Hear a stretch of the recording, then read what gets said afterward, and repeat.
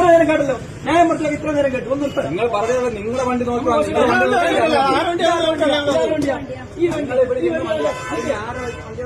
ആ സപ്ലൈകോ ബസാറിന് നേരെ വരെ ഈ വണ്ടി വെച്ചിരിക്കുന്നത്.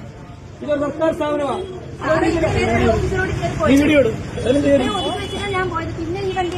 അല്ല, ഞാൻ വീഡിയോ എടുക്കണം. നിങ്ങൾ വീഡിയോ എടുക്കും. എന്റെ പേര് രാജേഷ്, ഒന്നൂർ CI. ഞാനാണ് ഇവിടെ വന്നത്.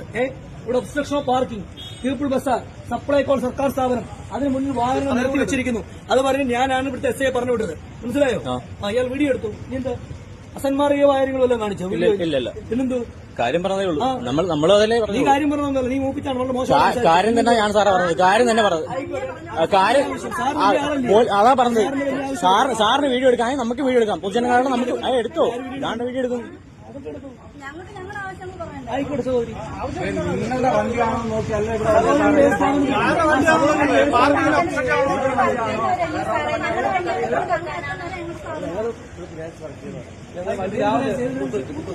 ഞങ്ങൾ രാവിലെ നിൽക്കുന്നതാണ്. വണ്ടി സൈഡിലാണ് വെച്ചിട്ട് പോകുന്നത്.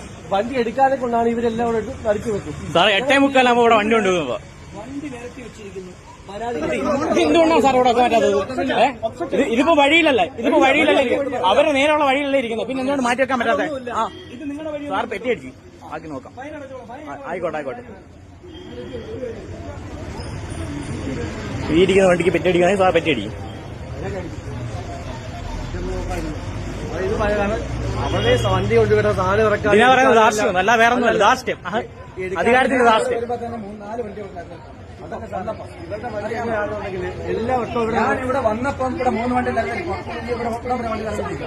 ഞാനിവിടെ വന്നപ്പോ ഇവിടെ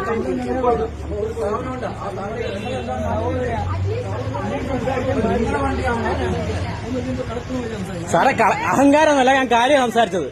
ആവശ്യമില്ലാതെ നിലയ്ക്കേണ്ട കാര്യമൊന്നുമില്ല.